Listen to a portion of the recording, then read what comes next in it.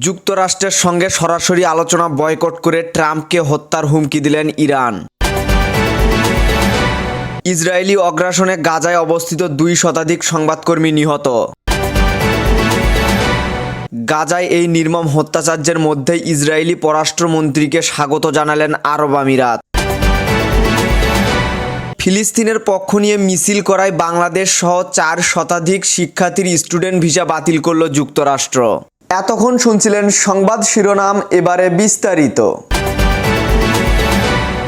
যুক্তরাষ্ট্রের পক্ষ থেকে তার পারমাণবিক কর্মসূচি নিয়ে সরাসরি আলোচনা করার অথবা হামলার মুখে পড়ার দাবি প্রত্যাখ্যান করেছেন ইরান।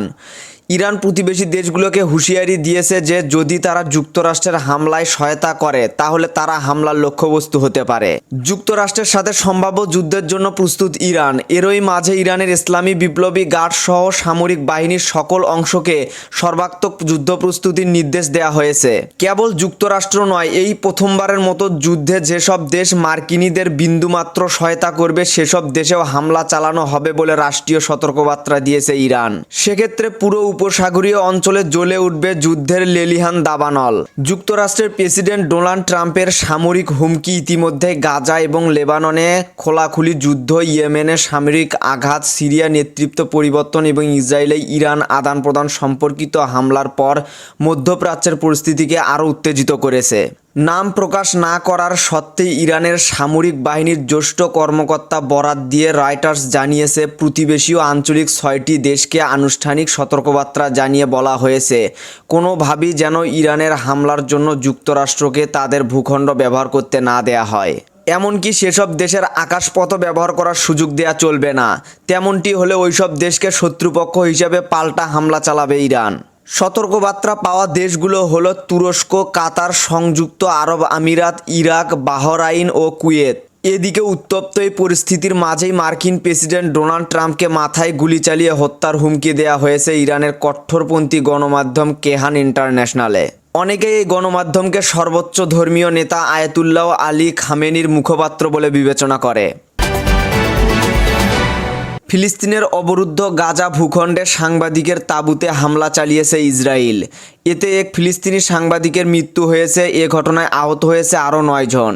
সোমবার 7ই এপ্রিল স্থানীয় সাংবাদিক ইউনিয়নের বরাত দিয়ে এ তথ্য জানিয়েছে সংবাদ সংস্থা রয়টার্স। ফিলিস্তিনের সাংবাদিক ইউনিয়নের হিসাব অনুযায়ী 2023 সালের অক্টোবর ইসরায়েলের হামলার পর থেকে এখন পর্যন্ত গাজায় নিহত সাংবাদিকের সংখ্যা দাঁড়িয়েছে 210-এরও বেশি, যা স্মরণকালের সবচেয়ে বেশি সংখ্যক গণমাধ্যম কর্মীর প্রাণ হারানোর ঘটনা। যুদ্ধ শুরু হওয়ার পর গড়ে প্রতি 4 দিনে মৃত্যুর মুখ দেখেছেন একজন করে সংবাদকর্মী, যা 2024 সালে বেড়ে দাঁড়ায় প্রতি 3 দিনে একজন।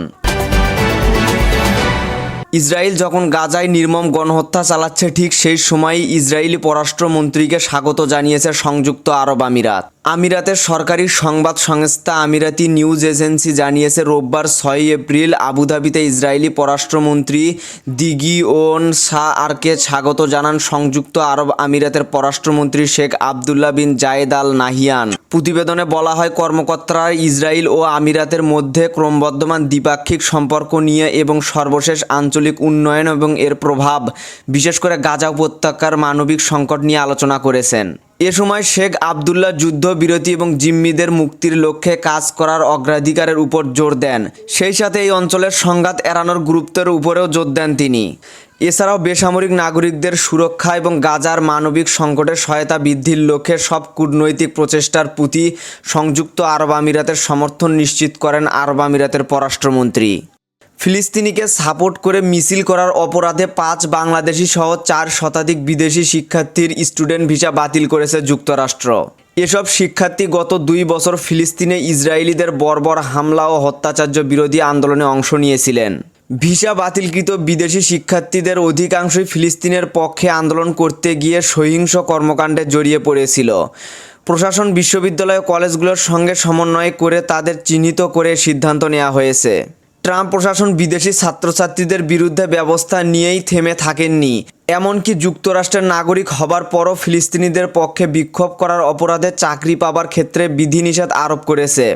গত 7 দিনে 4 শতাধিক বিদেশি শিক্ষার্থীর ভিসা বাতিল হওয়ার মধ্যে বাংলাদেশের 5 জন শিক্ষার্থী। তাদের 2 জনের বাড়ি সিলেট জেলায়, 2 জনের ঢাকা ও 1 জনের বগুড়া জেলায়। এ তথ্য ছড়িয়ে পড়ার পর যুক্তরাষ্ট্রের অধ্যয়নরত বাংলাদেশি শিক্ষার্থীদের মধ্যে ভীতি তৈরি হয়েছে। এখন এই পর্যন্তই ছিল। পরবর্তী আপডেট নিউজ জানতে আমাদের চ্যানেলটি সাবস্ক্রাইব করে রাখুন।